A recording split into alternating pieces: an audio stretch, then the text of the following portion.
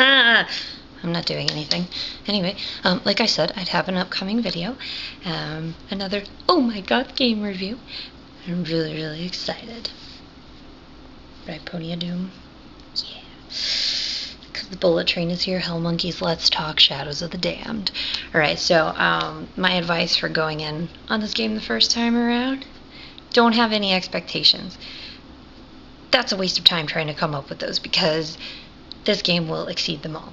It's like taking like a blender meant for video games and putting like the DMC franchise minus Game 2, Resident Evil 4, I mentioned that would come up, and the entirety of Silent Hill to make this lovely smoothie. And it goes down smooth. I mean, even just the little touches in this game blow me away. I love how you save your game. There's like these little one-eyed bat things. I guess his name is One-Eye William or something like that. So every time he flies away, your game saves automatically. So cute. I mean, this game is so gross, and it still manages to be cute at the same time. But also the loading screen is adorable. It looks like something from an older game. It's like walking with a little torch. And then the pause screen has this like little laughing skull in it. I love that. And speaking of laughs, there are many to be had with this game. But if you are easily offended by blatantly sexual humor, like puns especially, this whole game's like a, I mean, that's the whole game. So maybe I want to reconsider, but I did mention Resident Evil 4. It's easy to be a fan of that. Your character that you play as in Shadows, Garcia Hotspur, who Johnson, your little demon companion, simply calls G. He's so cute too. Anyway, G he's basically, like, as I call him, quote, the ultimate badass version of Louis Serra with a haircut, inked up and covered in scars. Que magnifico, as Garcia would say. And yes, he does kind of sound like Louis too. And it doesn't stop there with me and Resident Evil 4 comparisons. There's even an upstairs room at one point. The layout of the room and how the enemies come at you, just like the crossroads portion, like right before the crossroads portions in Resident Evil 4 portion. The one with the switch and you can go right or you can go left, El Gigante or the Bella Sisters. But that house you hide in actually runs into a wardrobe, and you and Louis take out all the bad guys, and it's funny if you accidentally shoot him. Yeah, exactly. It's pretty much the same little house even, but the upstairs room, pretty much exactly the same. So I instantly thought, I know what to do here. Okay.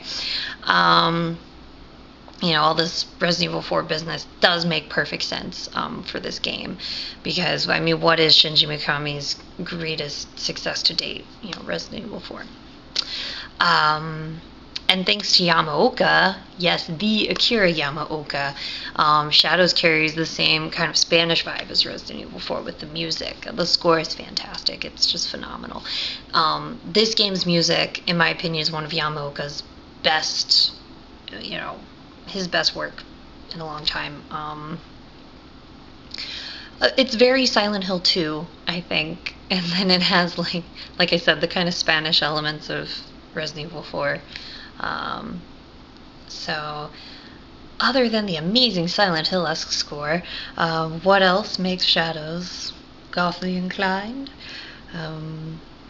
Well, the overall appearance and the brooding atmosphere of the underworld.